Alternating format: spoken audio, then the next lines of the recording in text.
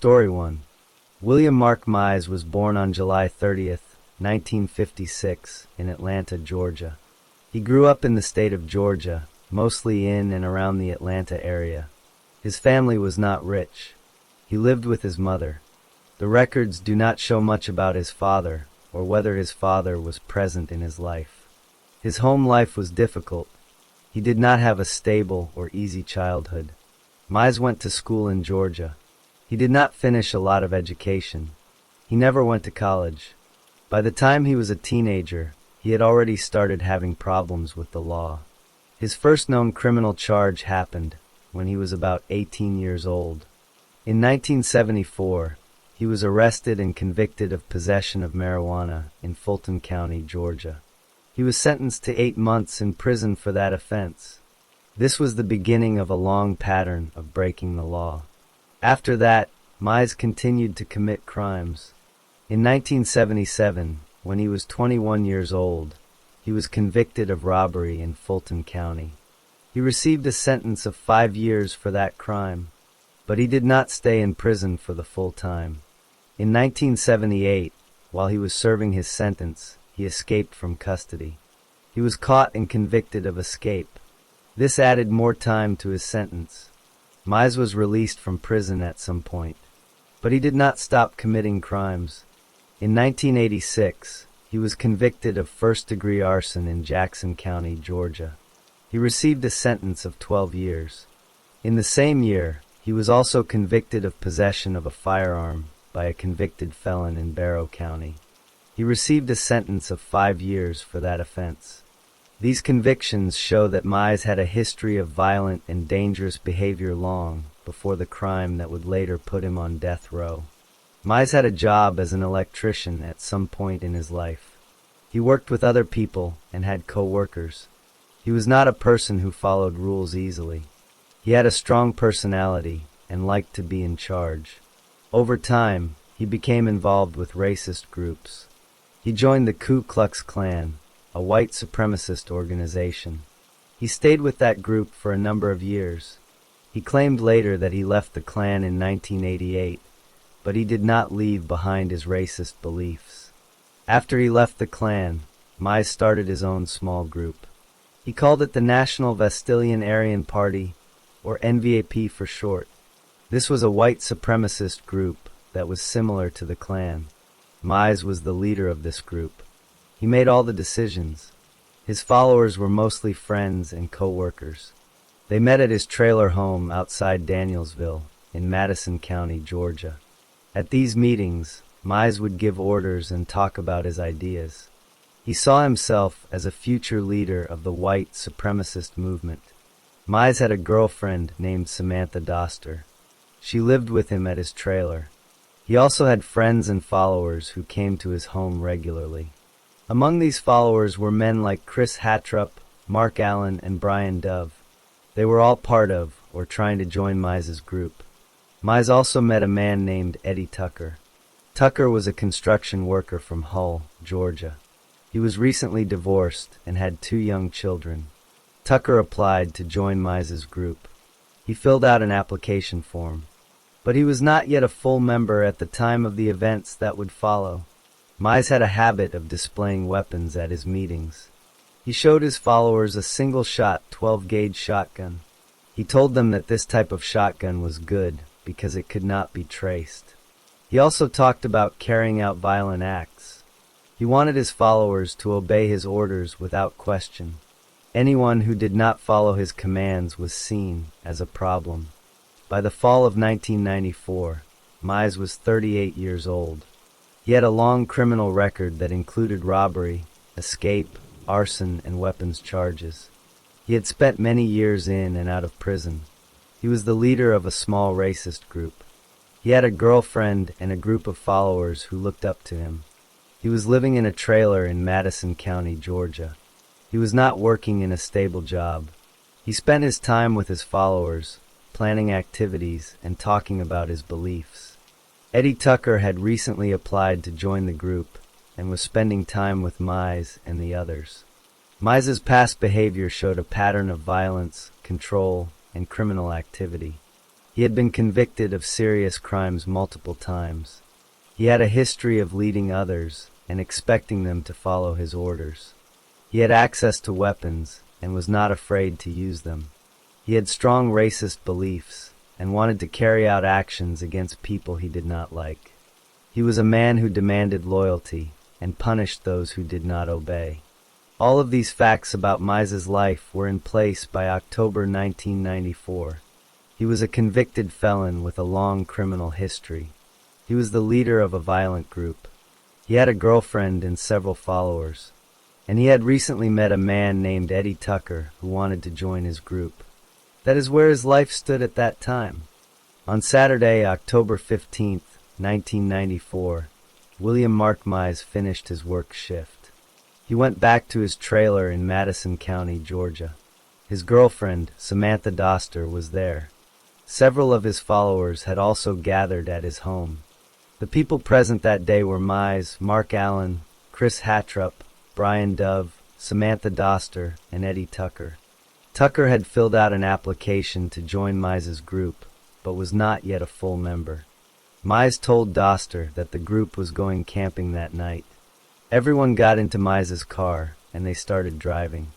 But they did not go to a campsite. While they were driving, Mai told the group about a house in Athens. He said it was a crack house, and he wanted it gotten rid of. He gave orders to Hatrup and Tucker. He said he wanted them to set the house on fire. The group stopped at a convenience store. They bought a can of lighter fluid. Then they drove near the house. Mai dropped off Hatrup and Tucker near the property. The two men went to the house and tried to start a fire using the lighter fluid.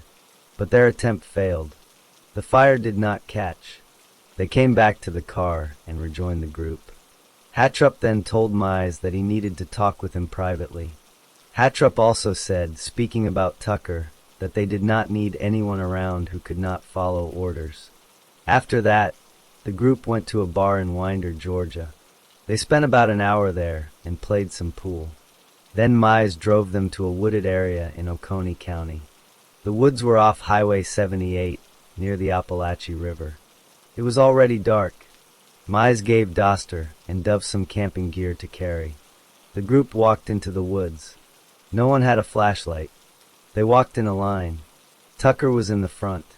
Behind him came Mai, then Allen, then Doster, then Dove, and Hatrup was at the back. They did not walk very far before Hatrup passed Dove and Doster.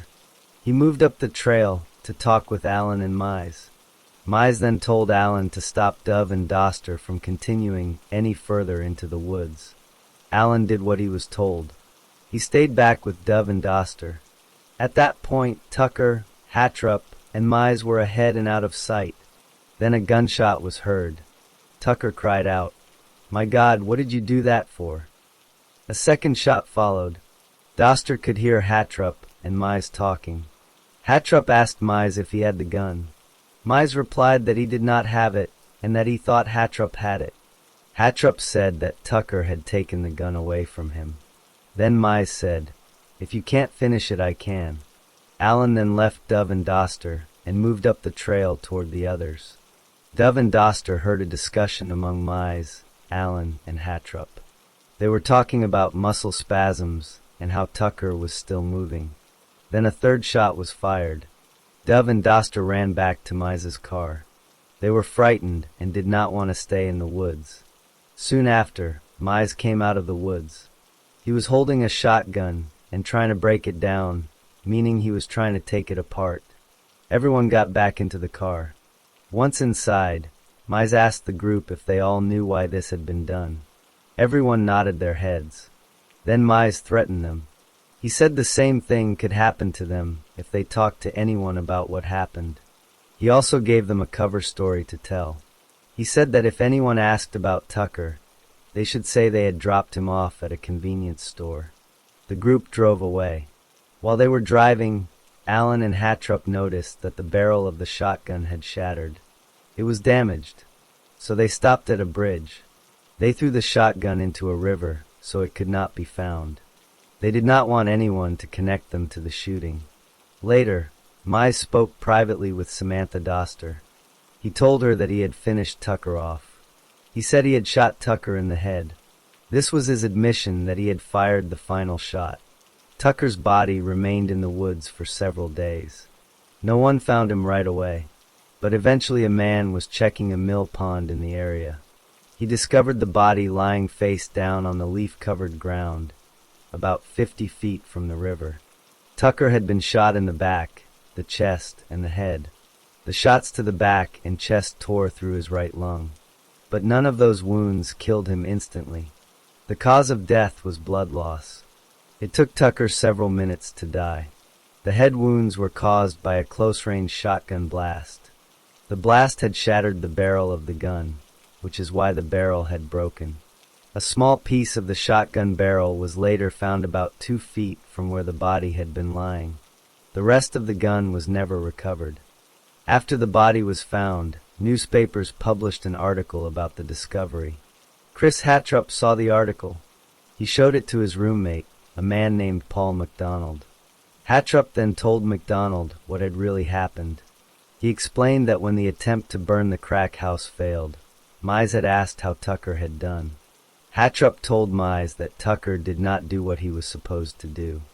Mize then said, "You know what we have to do." Hatrup admitted to McDonald that he had shot Tucker in the back and chest. But Tucker was still alive after those shots.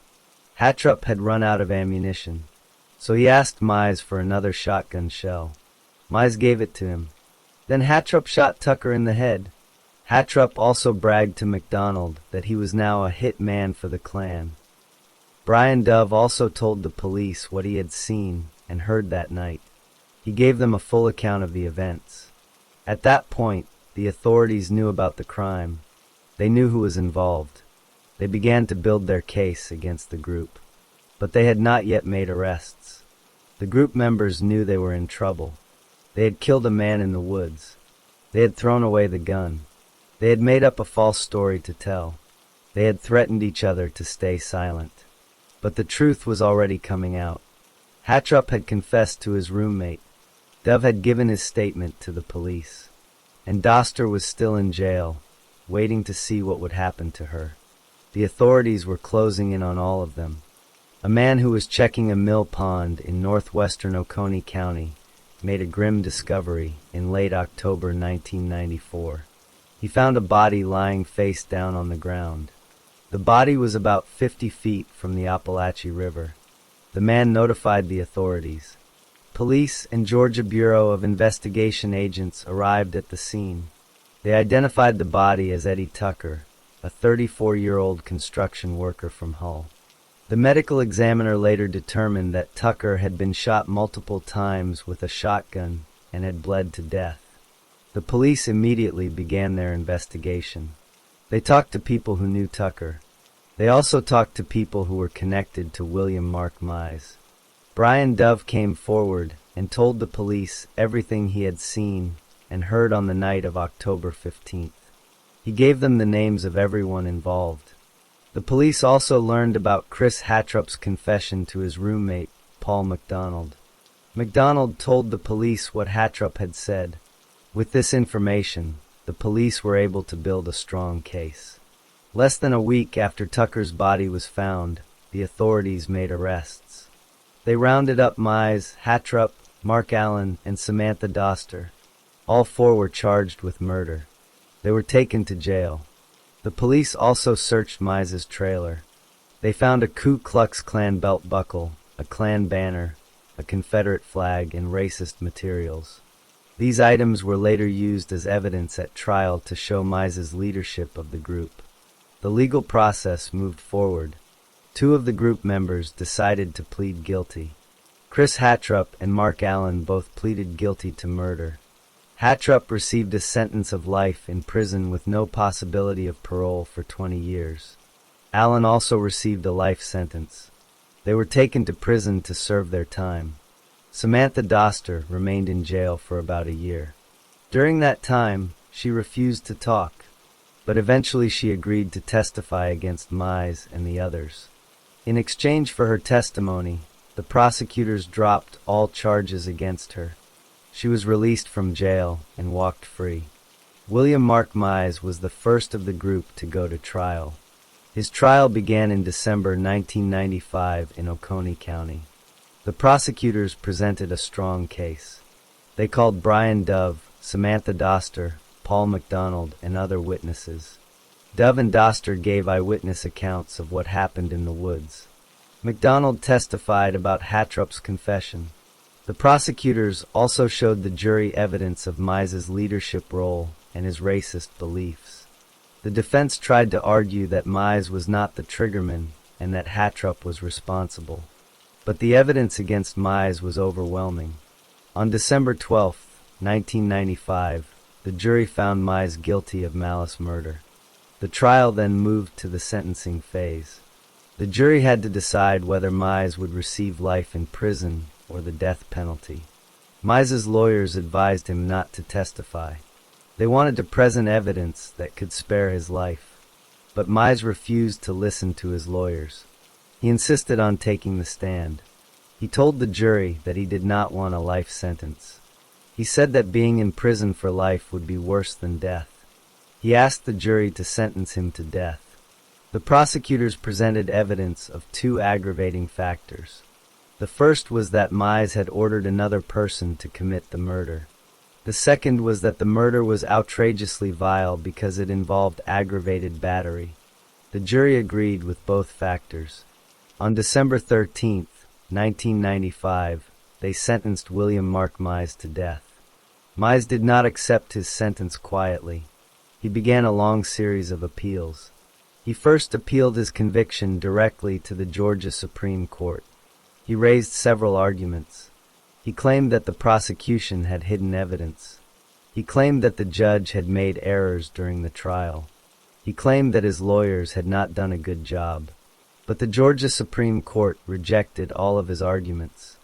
They affirmed his conviction and death sentence on June 15, 1998. Mai then appealed to the United States Supreme Court. That court refused to hear his case on January 11, 1999. Mai then filed state habeas corpus petitions. He filed multiple petitions in the state courts. He represented himself at times. He also had lawyers who tried to help him, but he often refused to cooperate with them. He dismissed some of his lawyers. He prevented others from presenting evidence that could have helped him. He withdrew a motion for a new trial shortly before a hearing was scheduled. His legal filings were confused and difficult. The state courts denied his habeas petitions. The Georgia Supreme Court also refused to grant him a certificate of probable cause to appeal. Mai then filed a federal habeas corpus petition in the United States District Court for the Middle District of Georgia. He raised claims including prosecutorial misconduct, a Brady violation for withheld evidence, and actual innocence. He presented new statements from Chris Hatrup and a recantation affidavit from Samantha Doster. Hatrup claimed in affidavits that he had acted alone and that Mai did not order the killing. Doster recanted her trial testimony, but the federal district court examined the evidence and found it unconvincing. The court denied his petition on November 17, 2006. Mai appealed to the 11th Circuit Court of Appeals. The 11th Circuit heard his case and denied relief on July 2, 2008. The court noted that Hatrup's statements were inconsistent and unreliable. They also noted that Doster's recantation was not credible. Mai then appealed to the United States Supreme Court again. The Supreme Court denied his petition on March 23, 2009. After all his appeals were exhausted, Mai had no more legal options. The state of Georgia scheduled his execution for April 28, 2009. He also asked the Georgia Board of Pardons and Paroles for clemency. Some people wrote letters on his behalf. A pastor from a church Mai had joined in prison said Mai had renounced his racist past. But the board denied clemency. They did not find a reason to spare his life. On the day before his scheduled execution, Mai's lawyers filed a last-minute motion. They argued that the trial court had not officially denied a previous motion for a new trial. The Georgia Supreme Court issued a brief stay of execution. They gave the trial court time to rule on the motion. The trial court judge, Lawton Stevens, formally denied the motion on April 28, 2009. The stay lasted only 24 hours. The execution was rescheduled for April 29, 2009. On the evening of April 29, 2009, William Mark Mai was taken to the execution chamber at the Georgia Diagnostic and Classification Prison in Jackson, Georgia. He was given a final meal. He chose steak, fried chicken breast, a baked potato, salad, garlic bread, a pint of butter pecan ice cream, half a pecan pie, and soda. He ate his meal. Then he was prepared for the lethal injection. He was asked if he had any final words. Mize looked at the room of about 25 witnesses. He did not apologize. He did not express remorse. Instead, he accused the Oconee County Sheriff's Office of setting him up. He said that Hatrup had tried to take responsibility, but the courts had never heard him. He said he saw his friend killed by another friend. He called his own conviction a travesty of justice. He said, "I'm here because of a travesty of justice. It's on their hands, not mine. I'm ready." Then the lethal drugs were administered. At 7:28 p.m., he was pronounced dead. He was 52 years old. After his death, the case was finally closed. Eddie Tucker's family was left to grieve. Tucker had been a good father to his two young children, who were only 1 and 4 years old when he died. His family had been surprised to learn about his involvement with the white supremacist group. They had not known that side of his life. They were left without a father, a son, and a brother. Chris Hatrup and Mark Allen remained in prison serving their life sentences. Samantha Doster walked free after testifying. Mize's appeals had failed. His claims of innocence were not proven. The courts had found that he was responsible for Tucker's death, either by firing the shot himself or by ordering it to happen. His long history of crime and his leadership of the group had led him to that moment. On April 29, 2009, William Mark Mai paid the ultimate price for the murder of Eddie Tucker.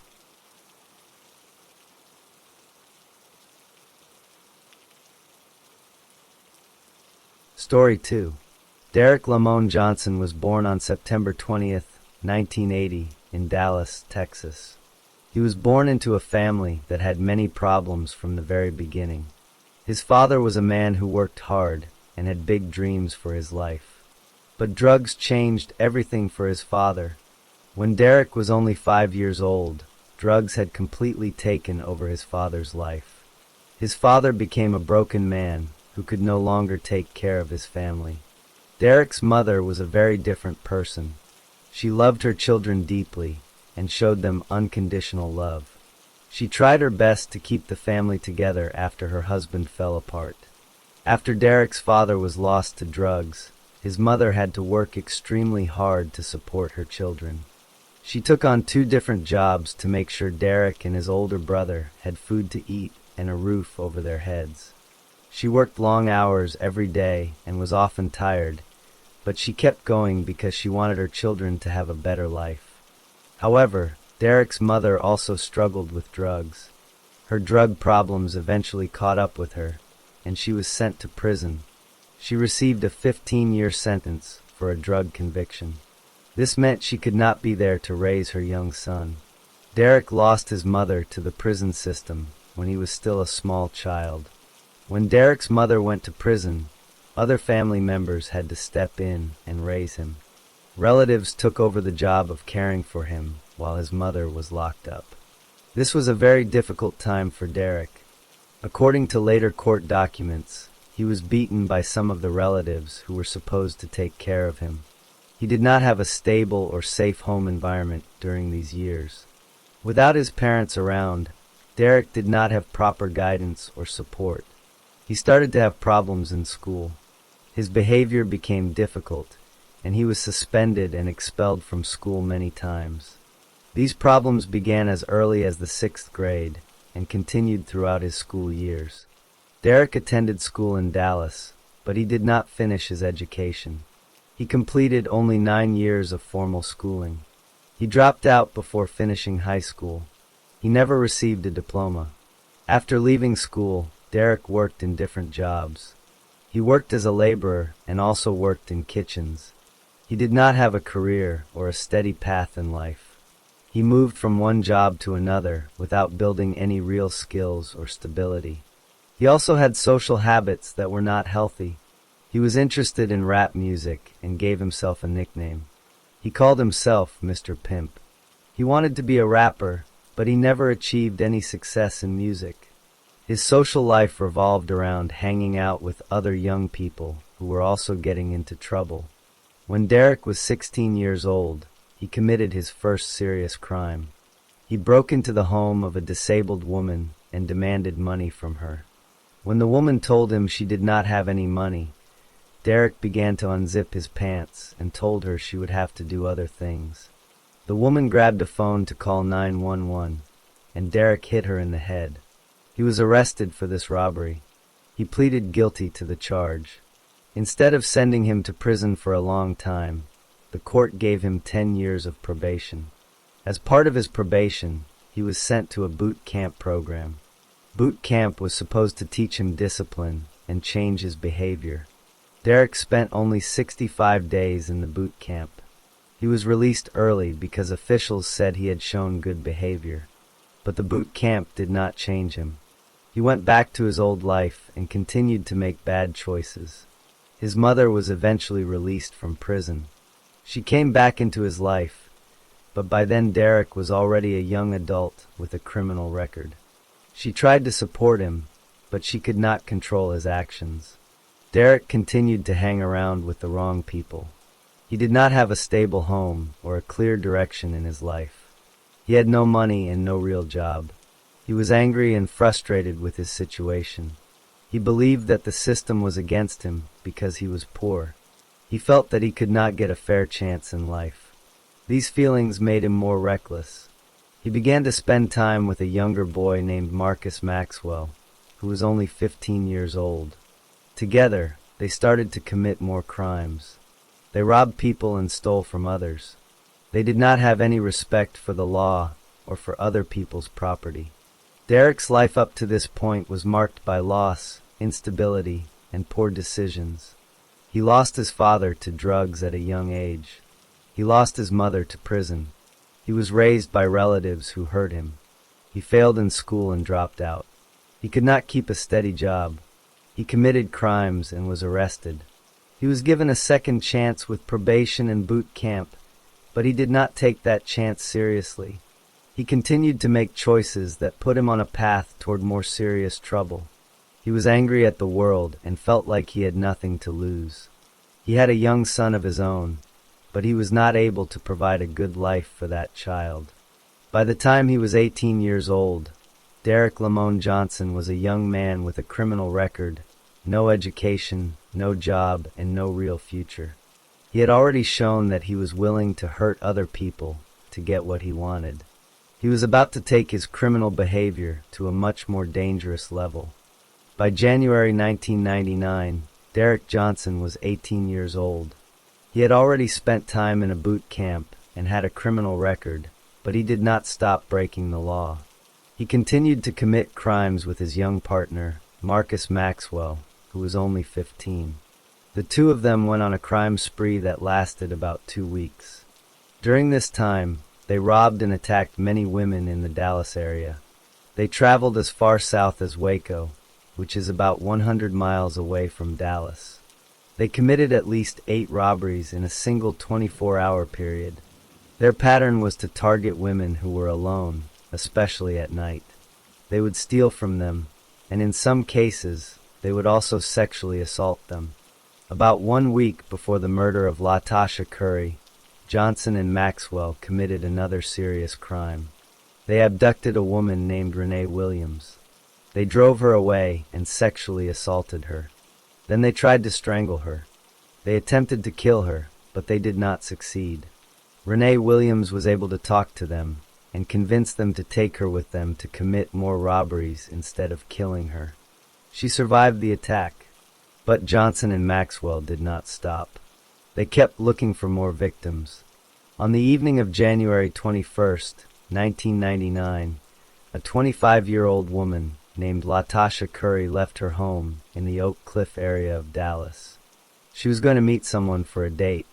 She got into her red 1987 Ford Taurus and drove away. She never came back. At some point that evening, Curry stopped at a pay phone to make a phone call. While she was standing at the pay phone, Johnson and Maxwell saw her. They approached her and took control of the situation. They robbed her of less than $10. Then they forced her into her own car and drove away with her. She was now their captive. Johnson and Maxwell drove Curry away in her own car. They took her to another location. There, they both raped her. After the sexual assault, they beat her very badly. They used a 2x4 piece of wood to hit her in the head and on her body. The beating was severe and caused serious injuries. But they were not finished. After beating her, they took her own blouse, which was a piece of clothing she was wearing, and used it to suffocate her. They pressed the blouse against her face so she could not breathe. Latasha Curry died from suffocation. Her body was then left in an overgrown, hidden part of a park in the Oak Cliff area of Dallas. Johnson and Maxwell took her car and drove away. They had stolen her car, and they had killed her. Later that same evening, around midnight, Johnson and Maxwell drove Curry's red Ford Taurus to a gas station. A woman named Stella Wilson was at the gas station. She noticed the red car with two young men inside. One of the men pointed what looked like a gun at her. He demanded her purse. Stella Wilson was scared and gave them her purse. They took it and drove away. The object they pointed at her was later found to be a pipe that was made to look like a gun. It was not a real firearm, but at the time, it looked real enough to frighten her. In the early morning hours of January 22nd, just a few hours after the murder and the gas station robbery, Johnson and Maxwell were still driving Curry's car. They saw another woman driving home from work. Her name was Tanya Robinson, and she was an assistant manager at a fast food restaurant. Johnson and Maxwell began to chase her in Curry's red Taurus. Both cars were traveling at about 75 miles per hour. They hit Robinson's car while they were chasing her. Robinson stopped her car. When Johnson got out of his car, Robinson quickly put her car in reverse and tried to run him over. She wanted to escape. She drove back to the restaurant where she worked and asked an employee to call the police. After calling the police, Robinson did not wait. She began to chase the red car herself. She wanted to get the license plate number so the police could find them. The police joined the chase after Robinson called them.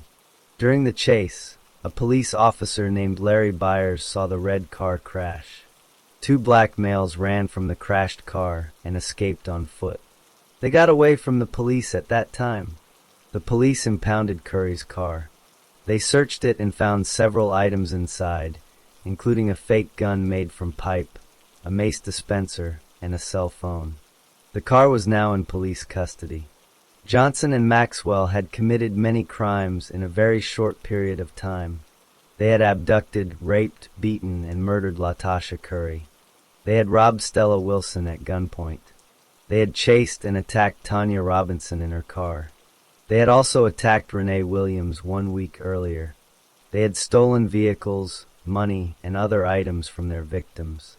The police now had Curry's car, and they had reports from Stella Wilson and Tanya Robinson about the attacks. The police knew that a serious crime had been committed because Curry was missing and her car had been found.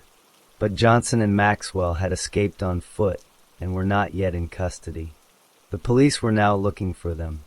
However, Johnson continued to move around the city. He went to his mother's apartment to hide. He was carrying a hollowed-out pager that contained bags of cocaine. He did not know that the police were getting closer to finding him. The evidence they had collected from Curry's car and the eyewitness accounts were about to lead them directly to him. 4 days after Latasha Curry was murdered, on January 25, 1999, the police located Derek Johnson. They went to his mother's apartment, where they believed he was hiding. Officers knocked on the door, and when Johnson opened it, they placed him under arrest. They had a valid arrest warrant for him. During the arrest, the police searched Johnson and found a hollowed-out pager that contained bags of cocaine. He was taken into custody and brought to the police station for questioning. While Johnson was in custody, detectives interviewed him. During that interview, Johnson asked the detectives if they could guarantee he would not receive the death penalty if he told them everything. The detectives told him they could not make any promises or guarantees about his sentence. They told him that if he was honest, they would tell the court and the prosecutors about his cooperation, but they could not control what would happen to him. Johnson decided to talk anyway. He gave a detailed written confession. In that confession, he admitted that he and Marcus Maxwell had sexually assaulted and killed Latasha Curry. He also gave an oral statement to the police. In that statement, he told them exactly where to find Curry's body. At that time, the police had not yet found her body. They went to the location Johnson described, which was an overgrown area of a park in the Oak Cliff section of Dallas, and they found Curry's body exactly where he said it would be. This confession was a key piece of evidence against him. The police also collected physical evidence that tied Johnson to the crime. They found his fingerprints inside Curry's red Ford Taurus. They also took DNA samples from seminal fluid that was found on Curry's clothing. The DNA testing came back as a match to Johnson. This meant the science proved he had sexually assaulted her. The evidence was strong and clear. Johnson was charged with capital murder. The legal charge was based on 3 different theories: that he murdered Curry during a kidnapping, during a robbery, and during an aggravated sexual assault. Any one of these theories was enough to charge him with capital murder. In November 1999, Johnson's trial began in Dallas County. The prosecution presented their case to the jury. They called witnesses, including Stella Wilson, who identified Johnson as the man who robbed her at the gas station while driving Curry's red car. They also called Tanya Robinson, who identified Curry's car as the vehicle that had chased and hit her. The police officer who chased the car identified Johnson as the driver. The prosecution also presented Johnson's written confession, the fingerprint evidence, and the DNA evidence. The defense called only one witness, Johnson's mother. She testified that Johnson had been raised by other family members after she went to prison. The jury listened to all the evidence. They deliberated for only about 50 minutes before they returned a verdict. They found Derek Lamone Johnson guilty of capital murder. After the guilty verdict, the trial moved to the punishment phase. The jury had to decide whether Johnson should receive the death penalty or life in prison. The prosecution presented evidence of Johnson's other crimes, including the abduction and sexual assault of Renee Williams that had happened 1 week before Curry's murder. They also presented his prior criminal record.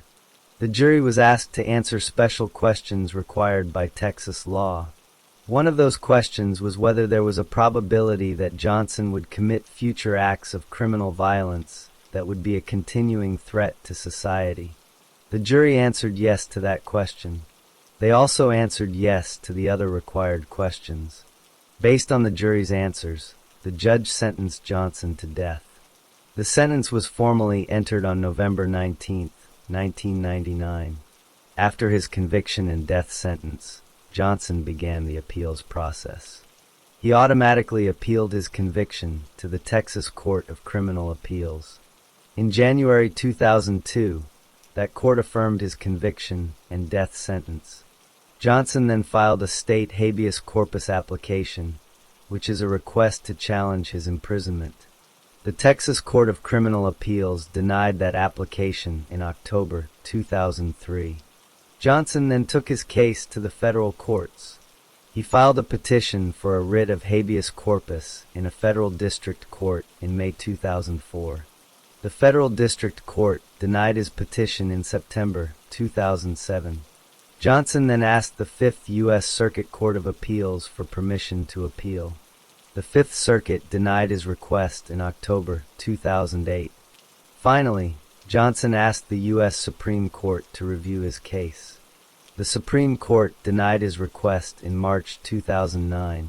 All of his appeals had been rejected. In January 2009, the trial court signed an order setting Johnson's execution date for April 30th, 2009. As the date approached, Johnson's lawyers made one final attempt to stop the execution.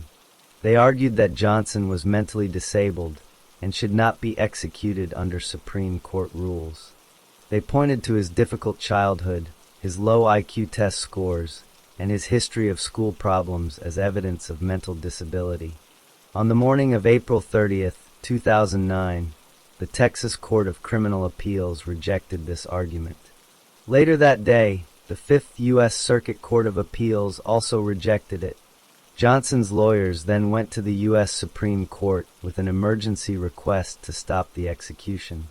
About 1 hour before Johnson was scheduled to be taken to the death chamber, the Supreme Court turned down his request for a reprieve. There were no more legal options left. On the evening of April 30th, 2009, Derek Lamone Johnson was taken to the execution chamber at the prison in Huntsville, Texas. His mother came to witness the execution. She became emotional when she saw her son strapped to the gurney. Johnson spoke to her in a calm voice. He told her, "Don't cry. It's my situation. I got it. Hold tight. It's going to shine on the golden child." He then told his mother that he loved her, and he said, "That concludes the statement." He did not look at or speak to the family of LaTosha Curry, who were also in the witness room. Her father and 2 sisters were present to see the execution carried out. The lethal injection was then started. 9 minutes later, at 6:23 p.m., Derek Lamone Johnson was pronounced dead. He was 28 years old. After the case ended, the people involved went in different directions. Marcus Maxwell, Johnson's accomplice, was only 15 years old at the time of the crime. He was going to be tried as an adult, but he accepted a plea deal instead. He pleaded guilty to 2 counts of robbery and 2 counts of aggravated sexual assault. He was sentenced to 4 concurrent 40-year prison terms. He remained in custody. LaTosha Curry's mother suffered greatly from the loss of her daughter.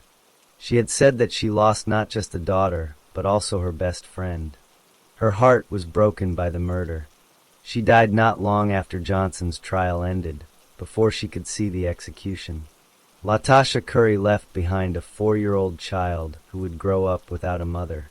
The murder of LaTosha Curry and the attacks on other women finally came to an end with Johnson's execution, but the harm he caused to the victims and their families could never be undone.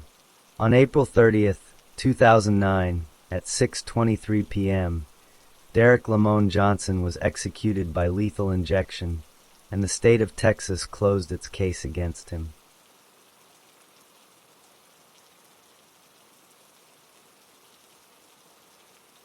Story 3. Thomas Trayshawn Ivy was born on May 27, 1974, in Union Springs, Alabama. Union Springs is a small town in Bullock County.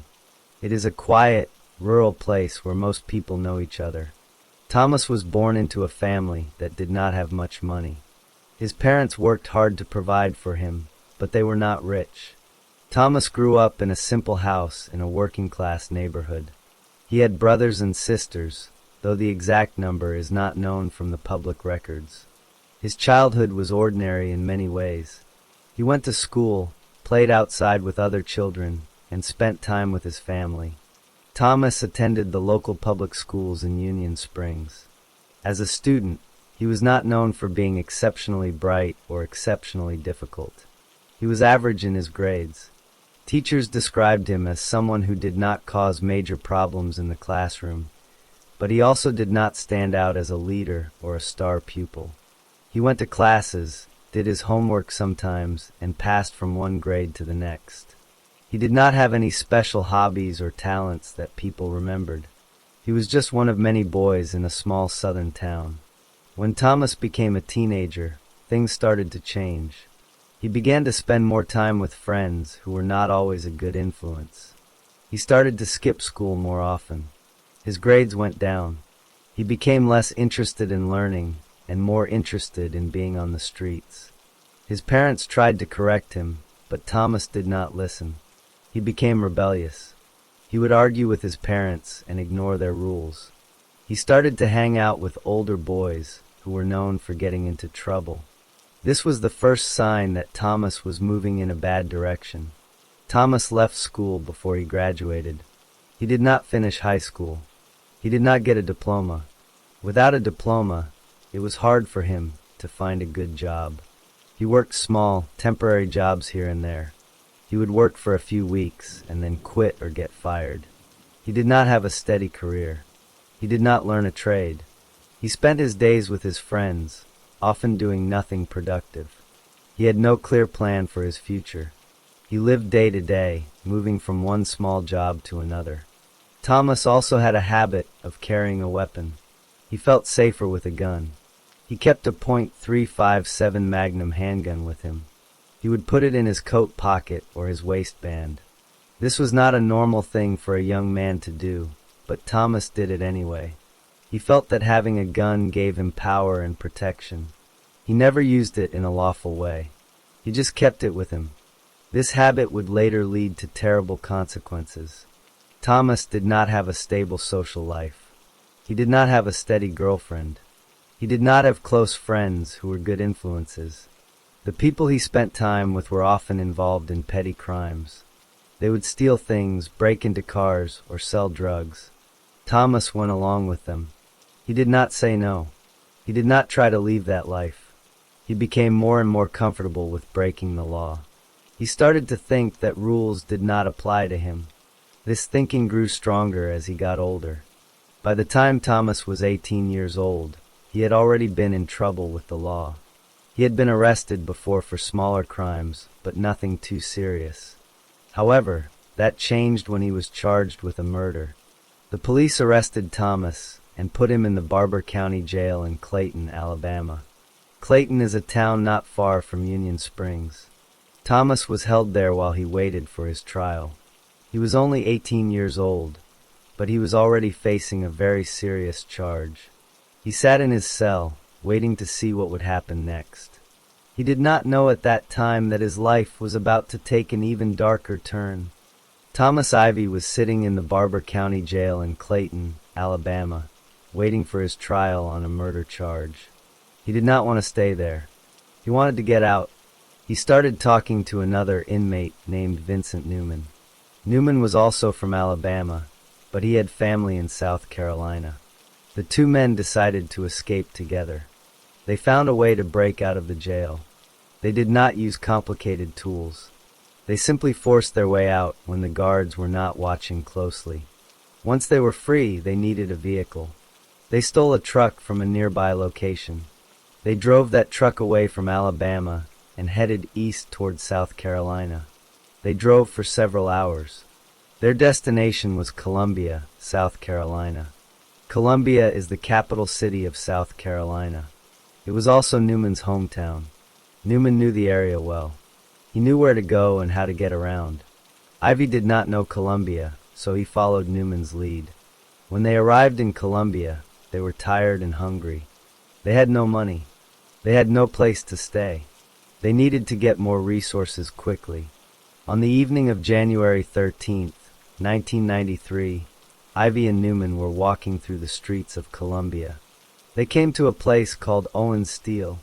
It was a business where steel was sold and processed.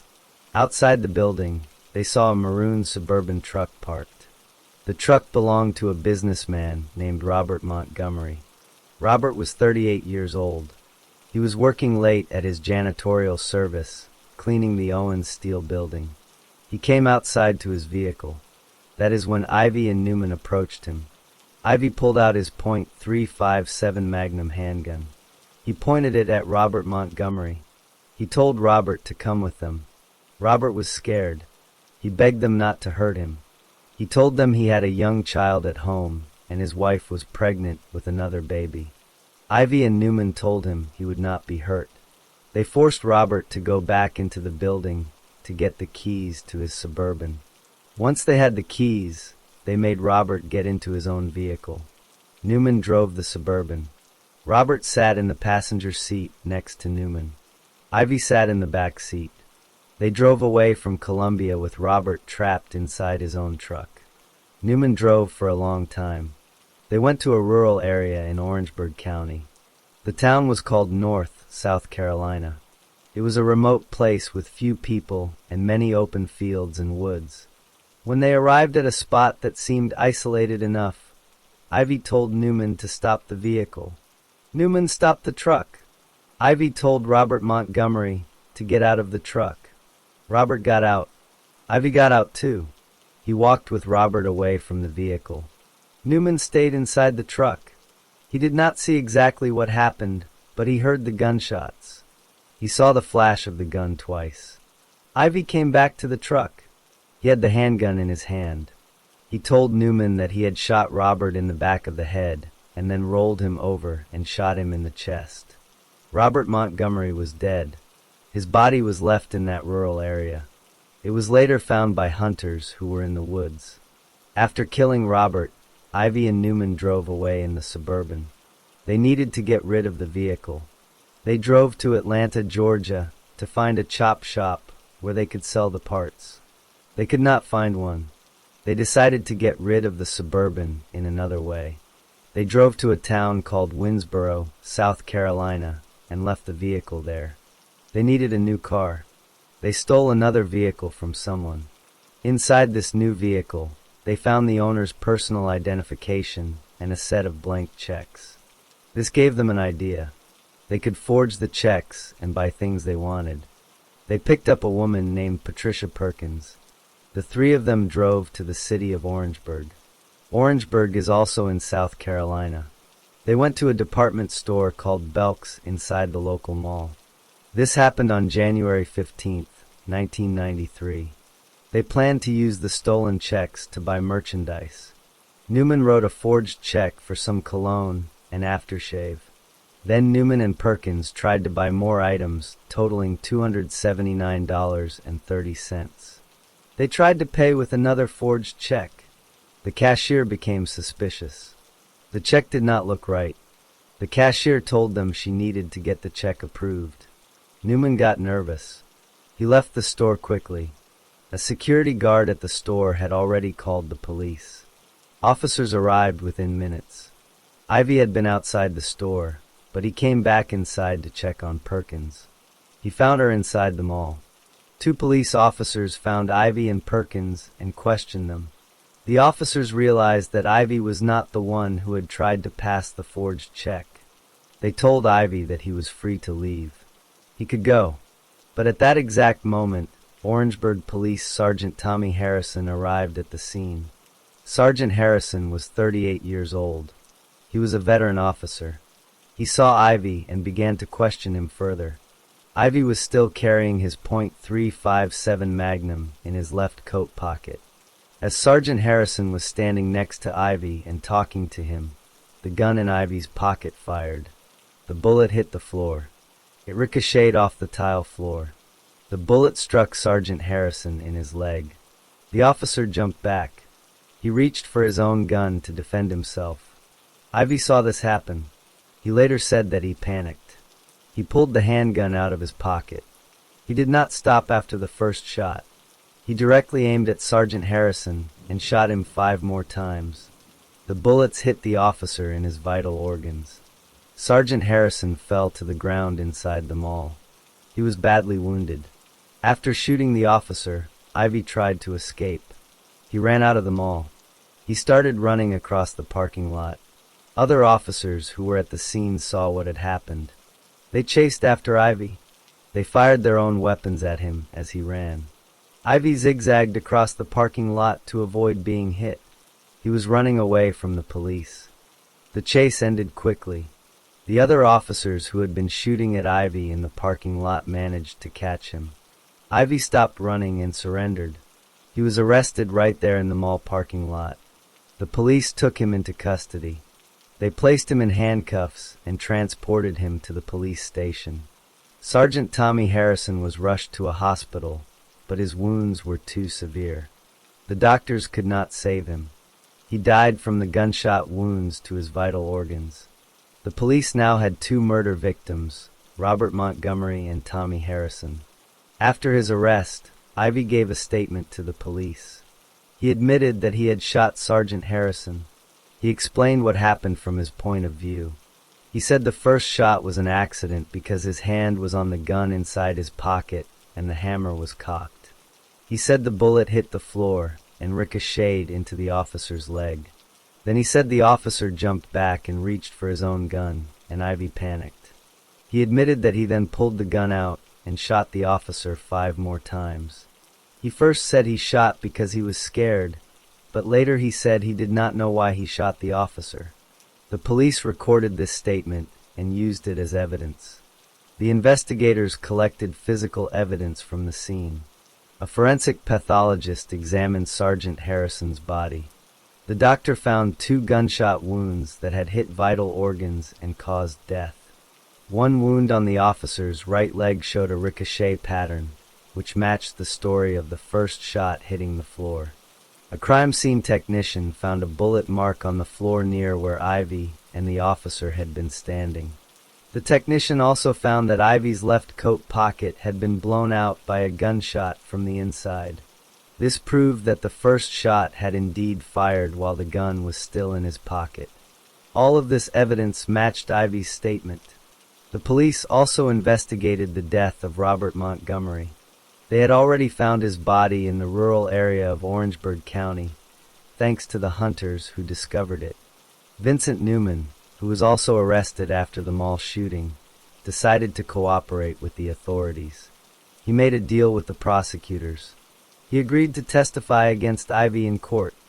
In exchange for his testimony, Newman would receive a life sentence in prison instead of the death penalty.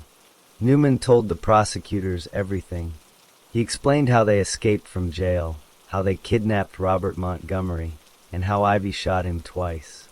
Ivy was put on trial first for the murder of Sergeant Harrison. The trial took place in Orangeburg County. The jury heard all of the evidence. They heard Ivy's own statement.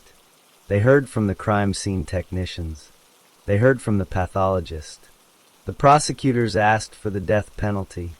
They presented 3 aggravating circumstances.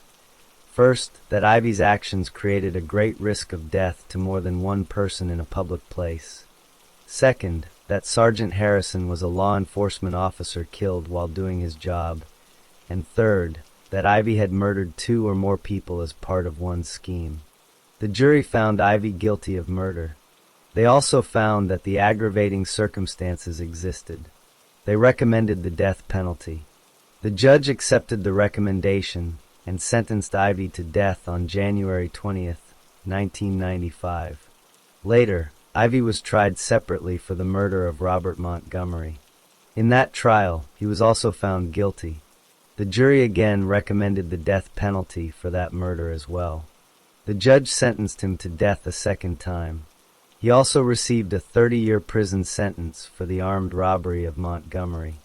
Vincent Newman testified against Ivy in both trials, just as he had promised. After his convictions and death sentences, Ivy began the appeals process. He filed direct appeals to the South Carolina Supreme Court. His first appeal, for the Harrison murder, was rejected by the court in 1997. His second appeal, for the Montgomery murder, was rejected in 1998. The courts upheld both convictions and both death sentences. Ivy then filed petitions for habeas corpus in federal court. These petitions asked the federal courts to review his case and overturn his death sentence. He raised several issues, including claims about a juror, claims about his trial lawyer having a possible conflict of interest, and claims about his appellate lawyer's performance. The federal courts reviewed his arguments. The United States District Court denied his petition. The Fourth Circuit Court of Appeals also denied his petition in 2008. The United States Supreme Court refused to hear his final appeal. All of his legal challenges had failed. By early 2009, Ivy had exhausted all of his appeals. The state of South Carolina scheduled his execution for May 8, 2009. He would be executed for the murder of Sergeant Tommy Harrison. The execution was set for 6 p.m. at the state's death chamber. On the morning of that day, prison officials found Ivy in his cell with cuts on both sides of his neck. He had taken the blade out of a disposable razor and cut himself. The cuts were not deep or life-threatening. A doctor treated the wounds. The officials placed Ivy in a restraint chair to prevent him from harming himself further. He was kept under close watch until it was time to take him to the execution chamber. Ivy was brought into the death chamber shortly before 6 p.m. He was strapped to a gurney with several straps across his chest, shoulders, and arms. A white sheet covered his body. He wore a white paper gown instead of the usual green prison uniform. On his neck, he wore a white bandage over the cuts he had made earlier. The witnesses entered the room and sat in wooden chairs. They included family members of the victims and reporters. At 6 p.m., the curtain was lifted, and the witnesses could see Ivy lying on the gurney. He kept his eyes fixed on the ceiling. He did not look at anyone in the room. The prison officials asked Ivy if he wanted to make a final statement. He chose not to speak. He did not say any last words. The execution team then began the 3-stage lethal injection process. The drugs were administered through plastic tubes connected to a black panel. As the drugs entered his body, Ivy blinked several times. A few moments later, he closed his eyes. His breathing became heavier at one point, and his head briefly shot up, but then he became still. The witnesses sat in silence for about 15 minutes. A doctor then entered the room with a stethoscope. The doctor checked to see if Ivy's heart was still beating. After examining him, the doctor signaled to the others. The official announced that the sentence had been carried out. The time of death was 6:15 p.m. on May 8, 2009. After the execution, the family members of the victims spoke to the media. David Montgomery, the brother of Robert Montgomery, said that the execution did not bring closure for his family. He said they still missed his brother, and that his brother had left behind children who would never know him. However, he did feel relief that they would no longer receive letters about Ivy's appeals. The family of Sergeant Tommy Harrison also agreed with the sentence.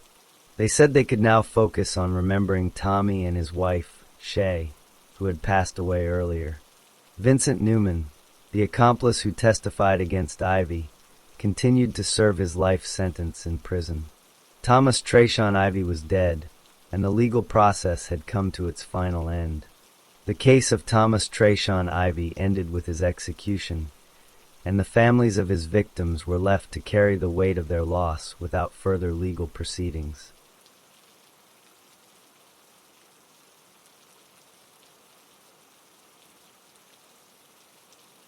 Story 4.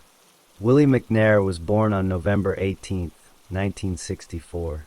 He was born in the state of Alabama, in a small rural town called Abbeville. Abbeville is located in the southeastern part of the state, near the border with Georgia. It is a quiet town with a small population. Most people in Abbeville know each other. The town does not have big factories or large businesses. Many people work in farming, small shops, or do odd jobs for other residents. Willie was born into a family that did not have much money. His parents worked hard, but they were poor. They could not afford nice things or expensive clothes. They lived in a modest house in a working-class neighborhood. Willie was one of several children in his family. He had brothers and sisters. His siblings included at least 2 sisters. One of his sisters was named Carolyn. The family was close, and they looked out for each other. They did not have a lot of material things, but they stayed together as a family unit. When Willie was a young boy, he went to the local public schools in Abbeville. He attended elementary school, and then middle school and high school in the same town. The schools were small and had limited resources. Willie was not a standout student. He did not get very good grades. He was not interested in books or studying. He preferred to be outside. He did not participate in school sports teams or clubs. He was a quiet child. He did not cause major trouble in school, but he was not seen as a leader or a hard-working student either. After finishing high school, Willie did not go to college. He did not have the money for higher education, and he did not have the grades to get a scholarship. Instead, he started looking for ways to earn a living.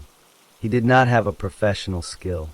He had not learned a trade, so he took whatever work he could find. Most of his work was manual labor. He would do yard work for people in the neighborhood. He would cut grass with a lawnmower, trim bushes, pull weeds, and clean up leaves. He also helped people with small tasks like carrying heavy items or cleaning out garages. Willie was known in the community as someone who would do odd jobs for cash. Many older residents in Abbeville knew him because he would come to their houses to work in their yards. He did not charge a lot of money. He would accept a small amount for a day's work. This is how he got by. He did not have a regular job with a set schedule. He worked when people hired him, and he was idle when they did not. His income was not steady. He often struggled to pay for basic things like food and clothing. As Willie grew into adulthood, he developed certain habits and behaviors that were noticeable to people around him. One of these habits was his use of drugs. He started using drugs in his late teenage years or early 20s. The drug he used most often was cocaine. He would smoke crack cocaine, which is a powerful and addictive form of the drug. His drug use was not a secret. Some people in town knew about it. His family knew about it too. His drug use cost him money. He would spend whatever cash he had on the drug. This made his financial situation even worse. Willie also had a friend named Olin Grimsley. Olin was a companion who spent time with Willie.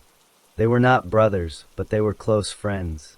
They would spend time together in Abbeville. They would often do things together, including using drugs. Olin was also from the same area. The two of them were known to be together frequently. They did not have stable jobs. They did not have a clear direction in life. They lived day to day, looking for money, and sometimes looking for drugs. In 1989, something significant happened in Willie's life. He was in Florida. The exact reason he went to Florida is not clearly recorded, but he ended up in St. Lucie County, Florida. While there, he was charged with a crime. The charge was strong-armed robbery. This means he used force or the threat of force to take something from someone. He did not go to trial on this charge. Instead, he entered a plea of nolo contendere. This is a legal term that means he did not admit guilt, but he accepted the conviction. It is similar to a guilty plea in its effects. The court found him guilty of the felony. He was sentenced to 130 days in the county jail. After that, he was placed on probation for 3 years. This meant he had to follow rules and report to a probation officer. If he broke the rules, he could be sent back to jail. After serving his jail time in Florida, Willie returned to Abbeville. He was now on probation. He had to stay out of trouble. He had to follow the conditions set by the court. He also had a criminal record now. This made it harder for him to find regular work. Employers did not want to hire someone with a felony conviction. So Willie continued to do yard work and other small jobs for cash. He still used drugs from time to time. Willie's family continued to support him. They did not abandon him because of his drug use or his legal problems. They tried to help him. They believed he was a good person at heart. They called him by his nickname, Chubby. To them, he was not a bad person. They saw him as someone who had made mistakes but was still lovable. They hoped he would get his life together. They did not want to see him in trouble again. One of the people who occasionally hired Willie for yard work was an elderly widow named Ella Foy Riley. Mrs. Riley was a white woman who lived alone. She was 68 years old. Her husband had passed away years earlier. She had 6 children, but they did not live with her. They had grown up and moved out. She lived by herself in her house in Abbeville. She was a retired textile worker. She had worked in a factory that made cloth and clothing. Now she was retired and lived on a fixed income. She did not have a lot of money, but she managed to take care of herself and her home. Mrs. Riley needed help with her yard work because she was older and could not do heavy physical labor.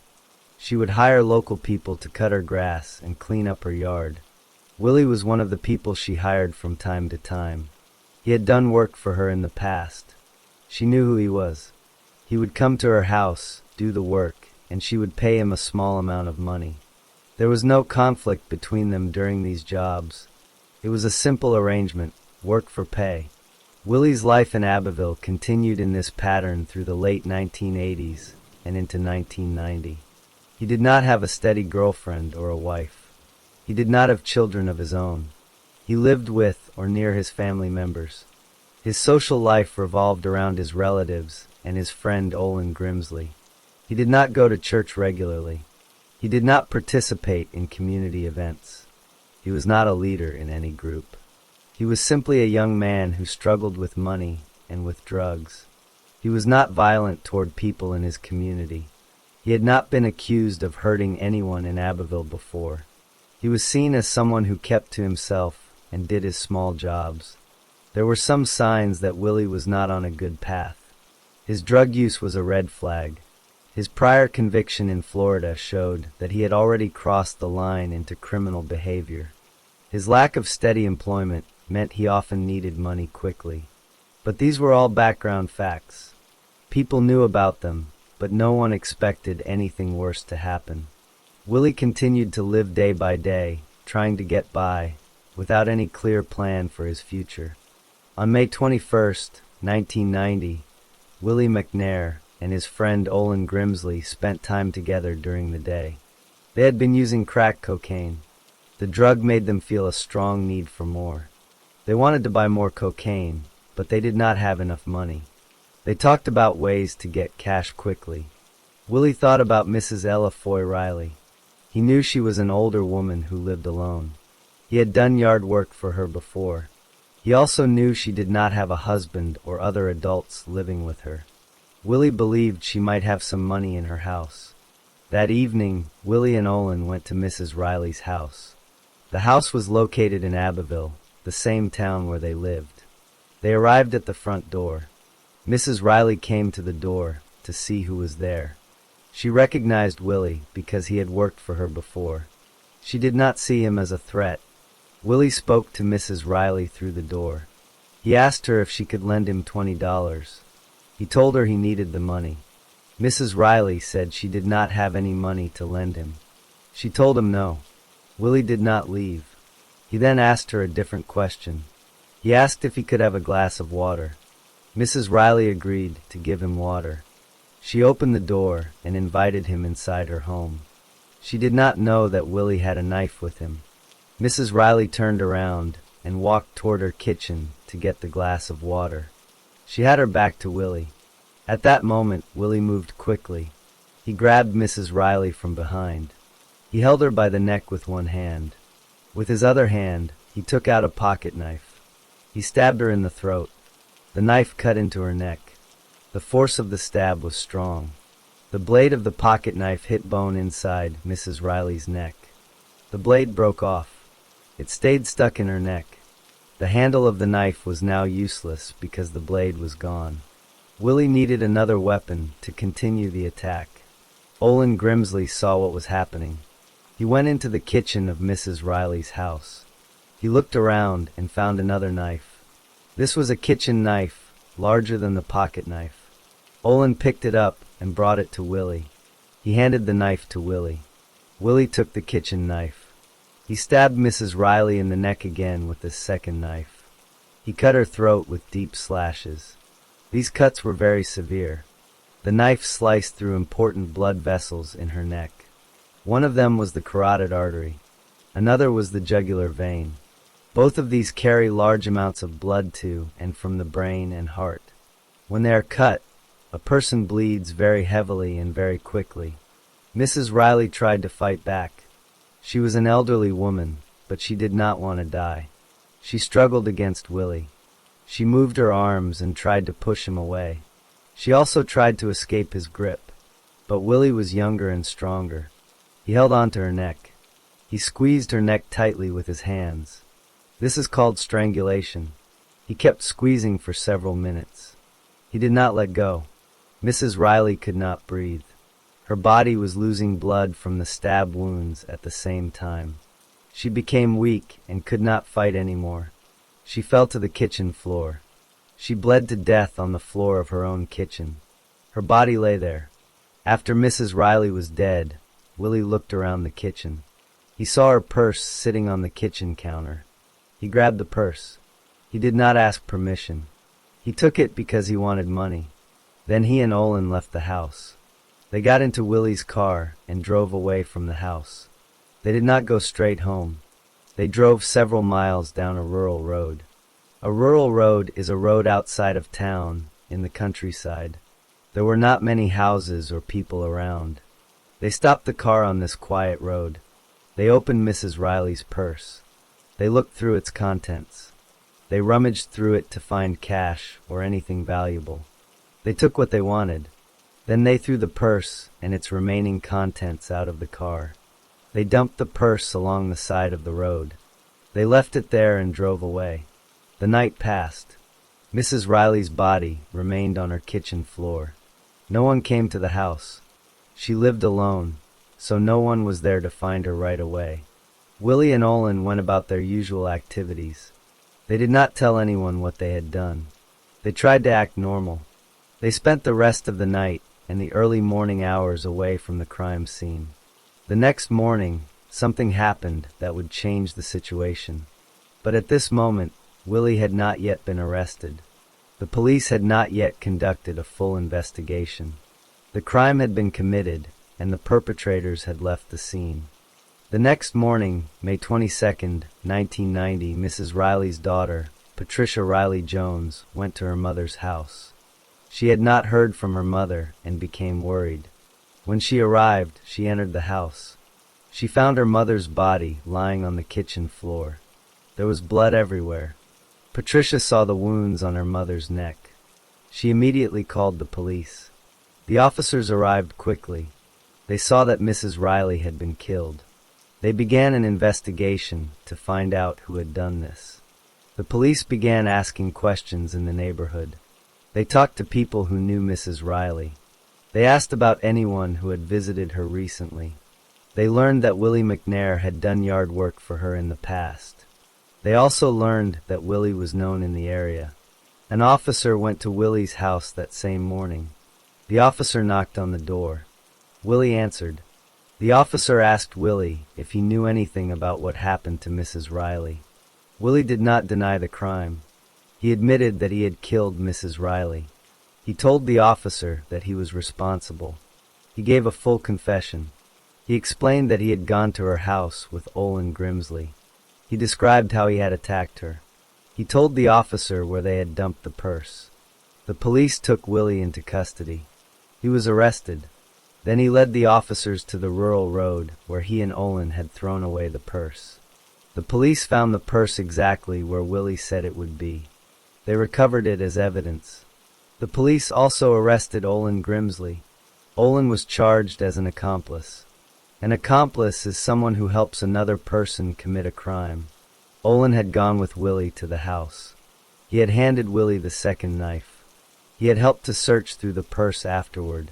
The police had enough evidence to charge both men. Willie McNair was formally charged with a capital offense. A capital offense is a crime that can be punished by the death penalty. The specific charge was murder committed during the course of a robbery. The law said that if someone kills another person while also robbing them, that is a capital crime. The prosecution argued that Willie had taken Mrs. Riley's purse after killing her, so the murder happened during a robbery. The trial began on April 18, 1991. The jury listened to the evidence. They heard Willie's confession. They heard about the purse being found. They saw photographs of the crime scene. The prosecution presented a strong case. The defense argued that Willie had not planned to rob Mrs. Riley. They said he had lost his temper and killed her, and taking the purse was only an afterthought. But the jury did not accept this argument. They found Willie guilty of capital murder. After the guilty verdict, the same jury had to decide the sentence. They voted 10-2 in favor of the death penalty. The judge followed the jury's recommendation. On May 16, 1991, Willie McNair was sentenced to death. Willie did not accept this sentence. He appealed his case to higher courts. An appeal is a legal process where a higher court reviews the trial to see if any mistakes were made. The Alabama Court of Criminal Appeals looked at the case. In 1992, they made a decision. They agreed that Willie was guilty of the murder. However, they found a problem with the sentencing. During the sentencing hearing, the prosecutor had presented evidence of Willie's prior conviction in Florida. That conviction was based on a nolo contendere plea. Under Alabama law, a conviction from a nolo contendere plea cannot be used in another proceeding. The trial judge had improperly considered it as an aggravating factor. The appeals court said this was an error. They did not throw out the conviction, but they ordered a new sentencing hearing. The case was sent back to the trial court for a new jury to decide the punishment again. A new sentencing hearing was held in January 1993. A different jury was selected. This jury heard the same facts about the crime. They also heard about mitigating factors. Mitigating factors are reasons why a defendant should receive a lighter sentence. The defense presented evidence about Willie's background and his drug problems. After hearing all the evidence, the new jury voted on the sentence. They voted 8-4 in favor of life imprisonment without the possibility of parole. This means they recommended that Willie spend the rest of his life in prison, but not be executed. The trial judge, however, did not have to follow the jury's recommendation. Under Alabama law, the judge makes the final decision on the sentence. The judge reviewed the case again. He considered the aggravating factors and the mitigating factors. He decided that death was still the appropriate punishment. He rejected the jury's recommendation of life without parole. On February 26, 1993, the judge sentenced Willie to death for the second time. Willie continued to appeal. His lawyers filed more appeals in state courts. They argued that the judge should have followed the jury's recommendation. They argued that the death penalty was too harsh. But the Alabama Court of Criminal Appeals and the Alabama Supreme Court both upheld the death sentence. In 1995, the United States Supreme Court refused to hear his case. This meant his direct appeals were over. Willie then filed a post-conviction petition. This is a different type of legal challenge. He argued that his lawyers had been ineffective. He argued that the jury had improperly considered the Bible during deliberations. He argued that the prosecutor had discriminated against African Americans when selecting the jury. These claims were reviewed by the state courts. In 1997, the Alabama Court of Criminal Appeals denied his petition. They found that his claims were either without merit or procedurally barred. Willie then took his case to federal court. He filed a petition for habeas corpus. This is a way for a state prisoner to ask a federal judge to review his case. The federal district court looked at his claims. In 2004, the district court granted relief on one claim. The court said that Willie had received ineffective assistance of counsel during the penalty phase. The state appealed that decision. In 2005, the 11th Circuit Court of Appeals reversed the district court. The appeals court said the district court had made a mistake. They held that Willie was not entitled to habeas relief. They also rejected his other claims about the Bible and the jury selection. After that, Willie's legal options were almost exhausted. He filed one more appeal to the United States Supreme Court, but the Supreme Court declined to hear his case. On May 14, 2009, Willie McNair was executed at Holman Correctional Facility in Atmore, Alabama. The method used was lethal injection. He was 44 years old.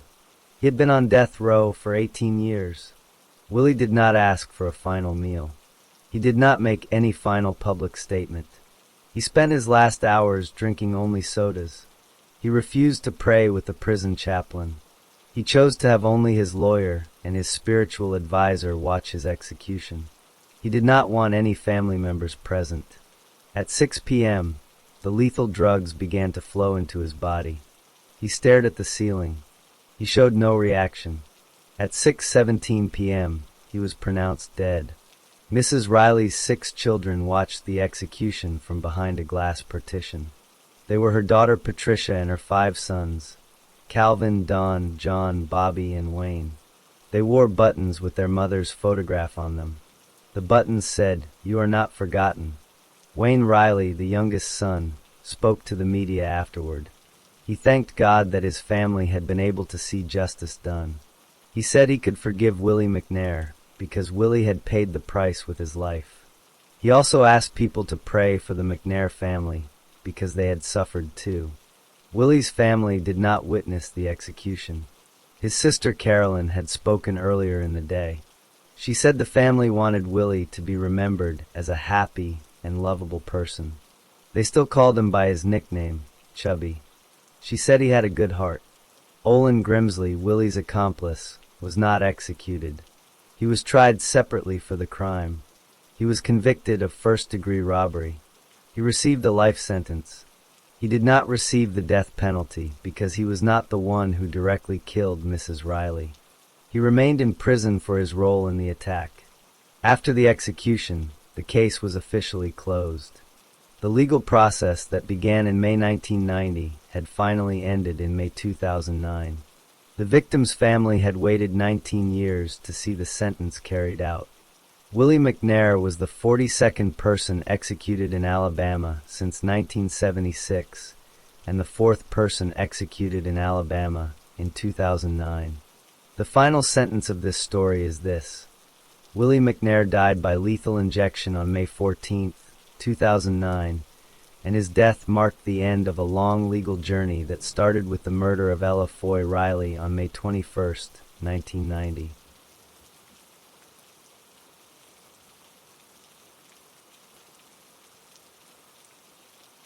Story 5. Donald Lee Gillson was born on November 10, 1960. He was a white male. He grew up in a family that appeared normal. His mother was Sharon Wilson. He had a sister. His parents stayed together, and his stepfather was also part of his life. As a young man, Donald joined the United States Air Force. He served his country and was honorably discharged. This meant he left the military with a good record and no problems. After leaving the Air Force, Donald found work in different jobs. He worked in landscaping. He did fencing work. He worked in remodeling homes. He also did plumbing work. He was a handyman who could fix things around houses. People who knew him said he was a hard worker. For a time, he worked as a janitor at Little Axe schools in Oklahoma. This is where he would later meet a woman named Bertha Jean Kaufman. In March 1993, something important happened to Donald. He was in a serious motorcycle accident. The accident caused severe head injuries. He had fractures to his face and skull. He was temporarily paralyzed after the crash. He also lost consciousness for a long period. The doctors at St. Anthony's Hospital took CAT scans of his brain. The scans showed damage to his brain. The accident changed Donald in many ways. Before the accident, Donald did not act out of the ordinary. He paid attention to his appearance. He kept his household in order.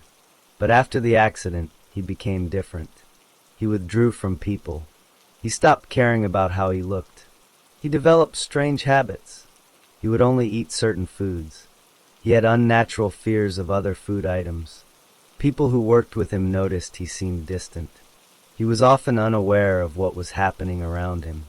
He could become agitated and frustrated easily.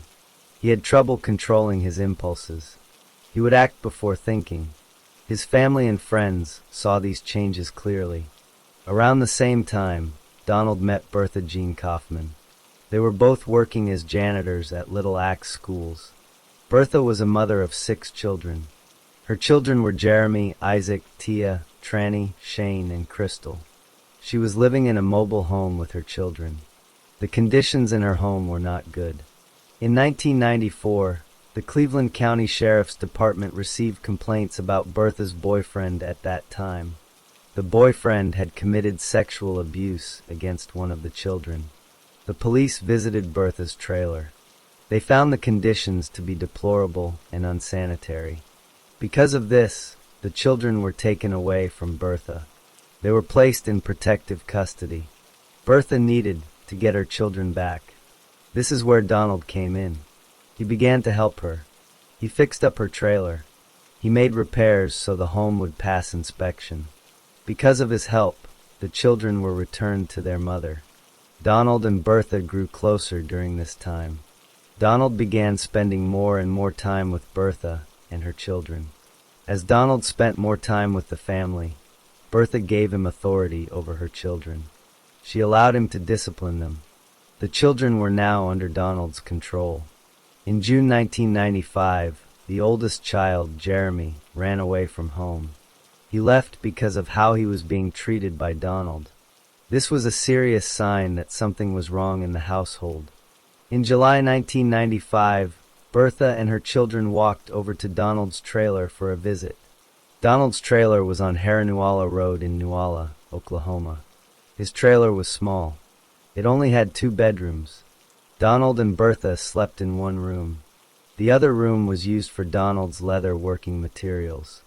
This meant all 5 children had to sleep on blankets in the living room. They had no beds of their own. The children never returned to their old home. All their possessions were left behind at Bertha's trailer. Life in Donald's trailer became very strict. The children were not allowed to go outside. They had to stay inside the trailer at all times. They were taken out of school. Bertha claimed she was homeschooling them, but there was no evidence that she actually taught them anything. The children were also not permitted to go to church. The rules were harsh. Donald and Bertha both disciplined the children. The discipline took many forms. The children were made to stand against the wall for hours at a time. They were beaten with different objects. These objects included bamboo sticks, belts, boards, wooden rulers, metal rulers, and even a bullwhip. The children were also forced to sit in the bathtub for long periods. Food was often withheld from some of the children as a form of punishment. This was especially true for 2 of the children, Isaac and Tia. The children lived in fear. They could not speak to each other without permission. They followed Donald's house rules. The 2 youngest children, Tranny and Crystal, appeared healthy at first. But the older children, Isaac and Tia, suffered greatly. They were often hungry. They were beaten more frequently. Their bodies showed signs of abuse.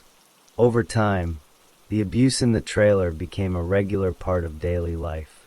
The children had no way to escape. They could not go outside. They could not contact anyone for help. They were trapped in that small trailer with Donald and their mother. The abuse continued month after month. Donald had a quick temper. He did not want the children to damage his trailer. Any small mistake would lead to severe punishment. The children learned to stay quiet and follow every rule. But even when they followed the rules, they could still be punished. The household was built on fear and control. The children suffered in silence. This was the life that 8-year-old Shane Kaufman knew. He lived in that trailer with his siblings. He followed the rules. He tried to stay out of trouble. But the rules were impossible to follow perfectly, and the punishments were always harsh. The situation in that trailer continued to get worse. The children became more malnourished. The beatings became more frequent. No one outside the trailer knew what was happening inside. The children had no one to turn to. They were completely isolated from the outside world. Donald's brain injury from the motorcycle accident may have played a role in his behavior. He had trouble controlling his anger. He acted impulsively. He did not think about the consequences of his actions. But he knew right from wrong. He knew that beating children was wrong. He simply did not stop himself. His family and friends saw the changes in him after the accident. They knew he was not the same person. But they did not know the full extent of what was happening inside that trailer. By August 1995, the situation had become desperate.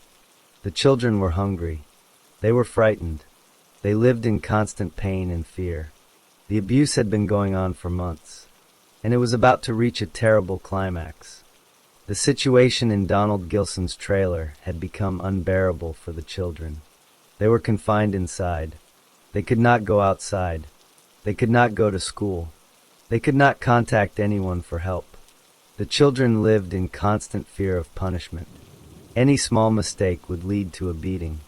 On August 17, 1995, something happened that would lead to the death of 8-year-old Shane Kaufman. On that day, Shane went to the bathroom on the living room carpet. This was against the house rules. Donald saw what Shane had done. He became angry. As punishment, Donald made Shane stand against the wall. This was called the timeout wall. The children often had to stand there for hours, but Donald did not stop with just making Shane stand at the wall. He then hit Shane with a board. The board was made of wood. Donald hit Shane many times. He hit him all over his body. Shane was badly hurt by this beating. After Donald finished beating Shane, he put Shane into the bathtub. The bathtub was a common place for punishment. The children were often made to sit in the bathtub for hours. Donald put warm water in the tub at first. He said the warm water would help with the pain from the beating. Shane was left in the bathtub. He was crying. Bertha Kaufman talked to him about his behavior. She told him he had been bad. Shane stayed in the bathtub for a couple of hours. After that time, Donald let Shane out of the bathtub. Shane was probably hoping the punishment was over. But it was not over. Shane got into trouble again. Donald and Bertha decided to take Shane outside the trailer. The other children did not know what happened outside, but they could hear Shane screaming. The screams were loud. The other children could hear the pain in their brother's voice. Donald and Bertha did something to Shane outside that caused him great pain. When Donald and Bertha brought Shane back inside the trailer, the other children could see that he was badly hurt. His arms were swollen. He was breathing in a strange way. There was a soft spot on his head. This meant his skull was damaged. Shane could not walk on his own. Donald had to carry him. He carried Shane back to the bathroom. He put Shane back in the bathtub. The other children were not allowed to talk to Shane. That was one of Donald's rules. They could not comfort their brother. They could not ask if he was okay. They had to stay silent. Donald and Bertha both stayed in the bathroom with Shane. The other children could hear more screams coming from the bathroom. They could hear banging noises. They could hear Shane crying in pain. The abuse continued in that bathroom. Donald and Bertha were both present. Both of them were involved. The other children sat in the living room and listened. They could do nothing to help their brother. They were too frightened to do anything. The beating continued in the bathroom. Donald was hitting Shane with the board. Bertha was also involved. The abuse was severe. Shane's body was being broken. He could not defend himself. He was just a small child. He could not fight back. He could not escape. He was trapped in that bathroom with two adults who were hurting him. At some point, the bathroom shower doors fell off their railing. This happened because of the struggle between Bertha and Shane. Shane was trying to get out of the bathtub. He was slipping and falling. Bertha was pushing him back down. The shower doors were knocked off. Donald had to leave the living room to put the doors back on. He fixed them and went back to the living room, but the doors fell off again. Donald had to come back and fix them a second time. This time he took the doors off completely and set them on the floor. The struggle was violent. A small child should not have been fighting so hard against an adult. Bertha stayed in the bathroom with Shane for a while. Donald went back to the living room. After some time, Donald came back to the bathroom. He told Bertha to leave Shane alone for a while.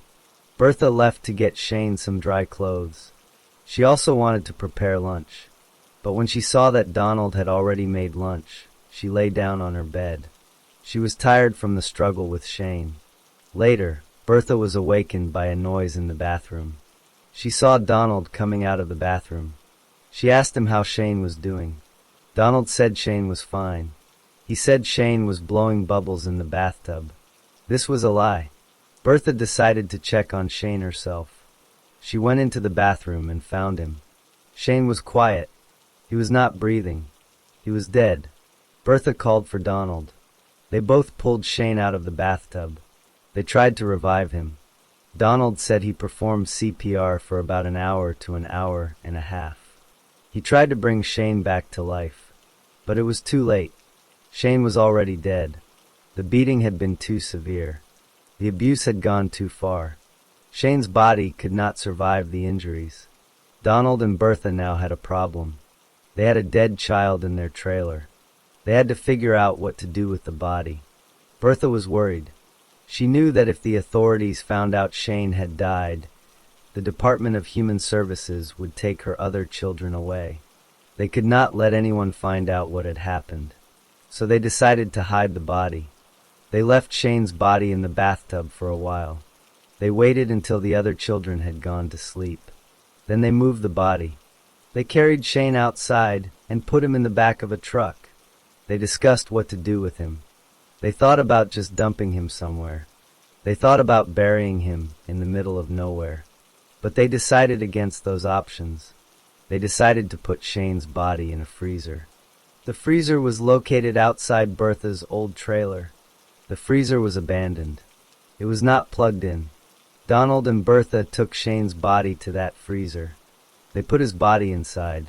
They decided they would cover the freezer with concrete and make a flower bed out of it. They thought this would hide the body forever. After they put Shane in the freezer, Donald and Bertha went back to the trailer. They told the other children that Shane had run away. They said he had left on his own. They said they were going to look for him. But they never looked for him. They never reported him missing. They just pretended he had run away. The other children knew this was not true. They had seen Shane being beaten. They had heard him screaming. They knew he had been badly hurt. But they could not say anything. They were too frightened of Donald and Bertha. The abuse of the other children did not stop after Shane died. In fact, it got worse. Isaac and Tia began receiving the most discipline from Donald. They were beaten more often. They were given less food. They were treated even more harshly. The pattern of abuse continued. The household remained a place of fear and pain. The other children were not allowed to go outside. They had to stay inside the trailer. They were not allowed to tell anyone what had happened to Shane. They had to act normal.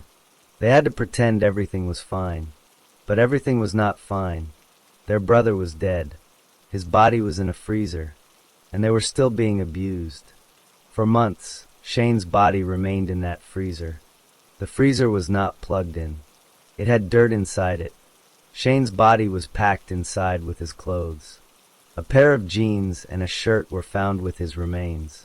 His body decomposed over time. The freezer was abandoned, and no one checked it. Shane's mother and Donald did not tell anyone where the body was. They kept the secret for a long time. The other children continued to suffer. They were malnourished. They were beaten. They were isolated from the outside world. Tia had swollen feet and had difficulty walking. She had gangrenous tissue on her foot. This meant part of her foot was dying. She also had a large open wound on her buttocks. Isaac was emaciated. He had to be helped just to walk. He was extremely thin. He had no energy. He had scars all over his body. The abuse had been going on for many months. The children's bodies showed the damage. Tranny and Crystal appeared healthier. They had some scars, but they were not as badly hurt as Isaac and Tia. But all the children were living in a nightmare. They had no hope of escape. They had no one to help them. They were trapped in that trailer with two people who hurt them. The secret of Shane's death stayed hidden for almost 6 months. Donald and Bertha continued to live their lives. They continued to abuse the remaining children. They did not tell anyone what had happened. They thought they had gotten away with it. They thought no one would ever find out. But the secret could not stay hidden forever. Eventually, someone would find Shane's body. And when that happened, the truth would come out. The crime would be discovered, and Donald and Bertha would have to face the consequences of what they had done. The other children knew the truth. They knew Shane had not run away. They knew he had been beaten to death. They knew his body was in the freezer, but they were too afraid to tell anyone. They had learned to stay silent. They had learned that speaking up would only bring more punishment. So they kept the secret. They kept it for months. They suffered in silence.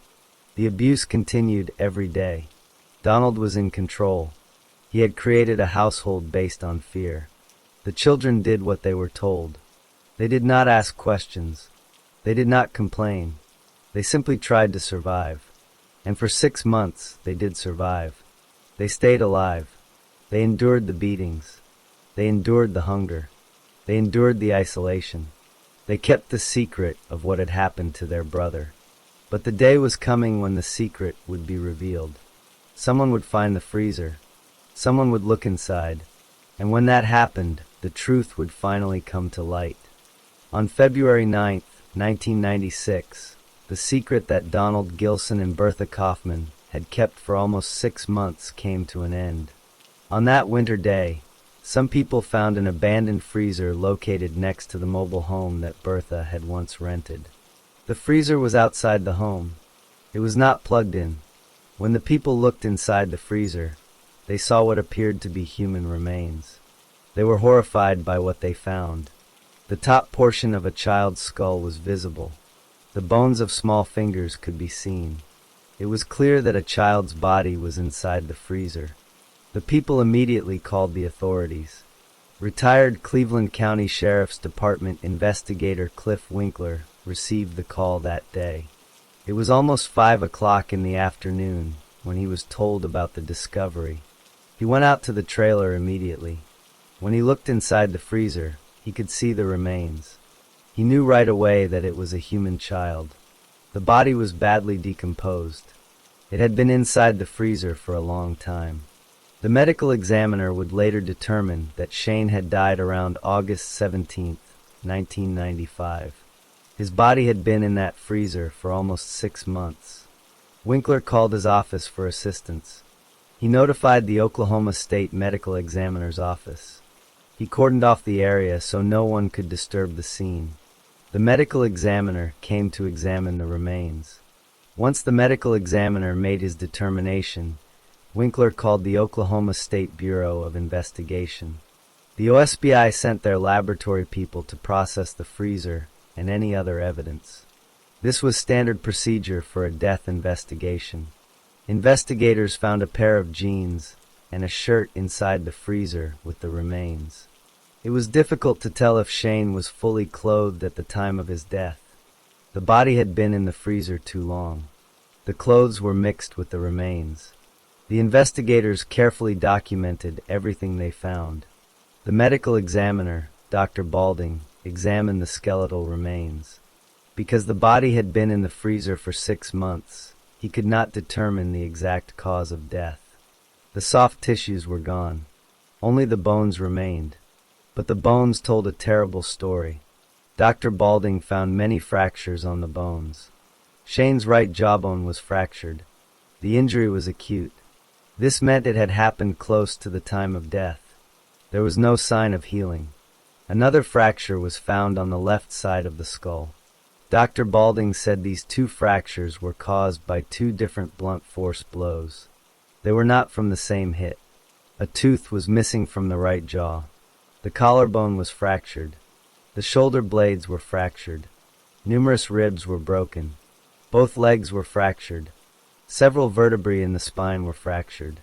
All these injuries were acute. They had happened near the time of death. They could not have been caused by normal childhood play. These injuries were caused by severe beatings. While the medical examiner was examining the remains, Winkler and other investigators searched the mobile home where Bertha and her children had once lived.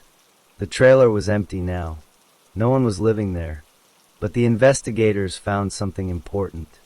They found a photograph of Donald Gillson. This gave them a lead. They now had a name to connect to the case. Winkler learned that Bertha Jean Kaufman had lived at that trailer with her children. He also learned that Gillson was her boyfriend. He found out that Bertha and her children had moved to Gillson's trailer on Haranuala Road sometime after Shane's death. The investigators now knew where to find them. On February 11, 1996, investigators from the Cleveland County Sheriff's Office went to Donald Gillson's trailer. They found Gillson and Bertha Kaufman living there. The 4 remaining children were also there. They were Isaac, Tia, Tranny, and Crystal. The children were immediately removed from the trailer. They were taken to Children's Hospital in Oklahoma City. They needed medical attention right away. Gillson and Bertha were detained by the deputies. The doctors examined the children in the emergency room. The results were shocking. Tranny and Crystal appeared healthy. They had a few small scars on their bodies. But Isaac and Tia were in terrible condition. Isaac was emaciated. He was extremely thin from lack of food. He had to be helped just to walk. He had many injuries that were in different stages of healing. Scars covered his body. Tia was also malnourished and emaciated. Her feet were swollen. She had difficulty walking. She had gangrenous tissue on her right foot. This meant part of her foot was dying because of infection. She had a large open ulcer on her right buttocks. The injuries on these children were the result of long-term abuse. The doctors could see the abuse had been going on for many months. The children were living proof of the horrors that had happened in that trailer. Winkler and other investigators began interviewing Donald and Bertha. The couple gave different stories at different times. First, they said Shane had run away. They said they had found him dead in the weeds near Bertha's trailer. They said they put him in the freezer because they did not know what else to do. This was their first story. It was a lie. Then they changed their story. They said they had found Shane dead and thought some other guy killed him. This was also a lie. Their stories kept changing. They could not keep their lies straight. The investigators knew they were hiding something. Winkler spoke one-on-one with Donald Gillson. He asked Donald directly if he had spanked or beaten Shane on the day he died. Donald admitted that he had. He said he beat Shane several times because Shane would not behave. Donald said Shane passed out at one point. He said he tried to revive him. He said Bertha came and got him. She put Shane in the bathtub with cold water. Donald said this revived Shane briefly. But the beating continued. The abuse did not stop. Donald told Winkler that Shane's death was an accident. He said they had not meant to kill him. But the broken bones on the child's body told a different story. These injuries could not have been caused by accident. The fractures were too severe. There were too many of them. The abuse had been intentional. It had been repeated over time. The death was not an accident. It was murder. The investigators also searched the trailer where Donald, Bertha, and the children were living. They used a chemical called luminol. Luminol is used to detect blood that has been cleaned up. It glows blue in the dark when it comes in contact with blood. In the trailer, the luminol showed blood spatters on the walls. The pattern of blood was widespread. It looked like the Milky Way galaxy. This showed that the children had been beaten regularly inside that trailer. The blood was from the beatings. The children had been hurt so badly that blood had splattered on the walls. The surviving children were interviewed by investigators. They told the police what had really happened. They said that Donald was the main abuser. They said he would beat them. They said their mother would spank them sometimes, but Donald would beat them. The children described the punishment methods. They told of standing against the wall for hours. They told of being beaten with boards, bamboo sticks, belts, rulers, and a bullwhip. They told of being forced to sit in the bathtub. They told of having food withheld. They described the fear they lived with every day. The children specifically described what happened to Shane on August 17, 1995.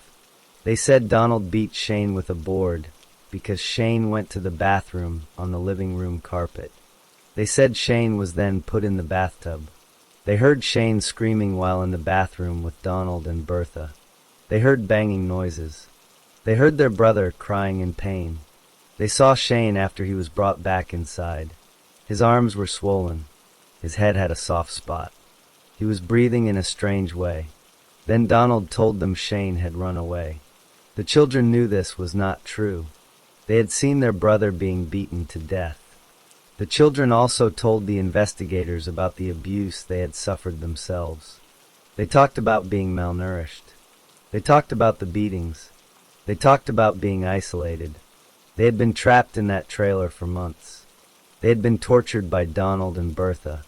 The investigators now had the full picture of what had happened. Donald and Bertha were both arrested. They were charged with multiple crimes. They were charged with first-degree murder by child abuse for the death of Shane Kaufman. They were charged with injury to a minor child for the abuse of each of the remaining children. They were charged with conspiracy to unlawfully remove a dead body. They were charged with unlawful removal of a dead body. The legal process had begun. On August 20th, 1997, approximately 8 months before Donald's trial, Bertha Kaufman entered an Alford plea to all charges.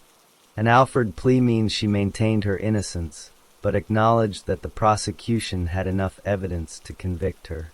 She accepted the plea deal. She was sentenced to life in prison without the possibility of parole. This meant she would never be released from prison. She would die behind bars. By taking this plea, she avoided the death penalty. But she would spend the rest of her life in prison for her role in her son's death. Donald Gillson went to trial in 1998. The trial was held in the District Court of Cleveland County. The judge was William C. Hetherington. The trial was long and complex. The prosecution presented the evidence. The medical examiner testified about the injuries to Shane's bones. The surviving children testified about the abuse they had endured. They told the jury what had happened to their brother. The investigators testified about what they had found. The evidence against Donald was overwhelming. Donald's defense attorneys chose a strategy of actual innocence. They argued that Donald was not responsible for Shane's death. They tried to blame Bertha Kaufman for the killing. They pointed to the fact that Bertha had pleaded guilty. They argued that Bertha was the actual perpetrator. They said Donald did not beat Shane to death. They said he was asleep on the couch when the abuse happened. They argued that he had only helped dispose of the body after Shane was already dead. This was a risky strategy. It meant they could not also argue that Donald had a mental disorder from his brain injury. Those two defenses would have contradicted each other. The jury heard all the evidence. They listened to the testimony. They examined the exhibits. They deliberated carefully. The jury returned guilty verdicts on all charges except for 3 counts of injury to a minor child. They found Donald guilty of first-degree murder. They found him guilty of 2 counts of injury to a minor child for the abuse of Isaac and Tia. They found him guilty of conspiracy to unlawfully remove a dead body. They found him guilty of unlawful removal of a dead body. The jury determined that Donald was responsible for Shane's death. The jury then moved to the sentencing phase. This is called the second stage of a capital trial. The prosecution had filed a bill of particulars. They alleged 2 aggravating circumstances. These were factors that made the murder worthy of the death penalty. The first aggravator was that the murder was especially heinous, atrocious, or cruel. The second aggravator was that Donald posed a continuing threat to society. The jury had to decide if these aggravators existed and if they outweighed any mitigating factors.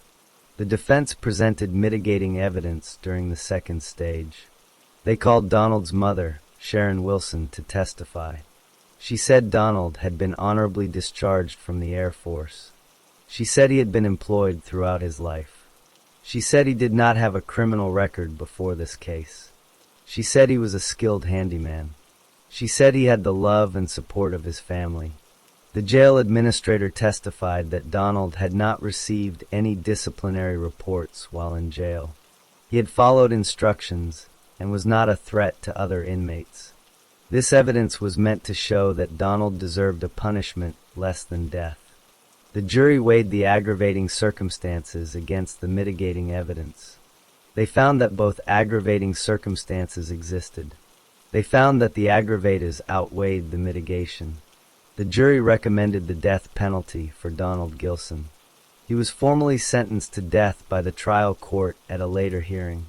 He was also given life imprisonment for the 2 injury to a minor child convictions. He was given 10 years for conspiracy to unlawfully remove a dead body. He was given 5 years for unlawfully removing a dead body. Donald Gillson did not accept his sentence quietly. He filed a direct appeal to the Oklahoma Court of Criminal Appeals. This is the highest court in Oklahoma for criminal cases. His appeal was filed in 1998. The OCCA heard the case. On July 26, 2000, the OCCA affirmed Donald's convictions and sentences. One judge dissented, but the majority upheld the death penalty. The OCCA found that the evidence was sufficient. They found that the death penalty was appropriate. They found that Donald was eligible for the death sentence. Donald then filed a petition for post-conviction relief. This is another legal process to challenge a conviction after it has been affirmed on direct appeal. The OCCA denied this petition on September 1, 2000. Donald continued to fight. He petitioned for a writ of certiorari to the United States Supreme Court. This is a request for the Supreme Court to review the case. The Supreme Court denied his petition on April 2, 2001. The federal courts were his next option. Donald filed a federal habeas corpus petition. This is a lawsuit that challenges a state conviction in federal court.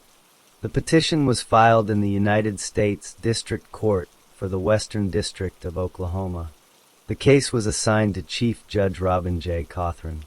On August 9, 2006, the District Court denied Donald's habeas petition.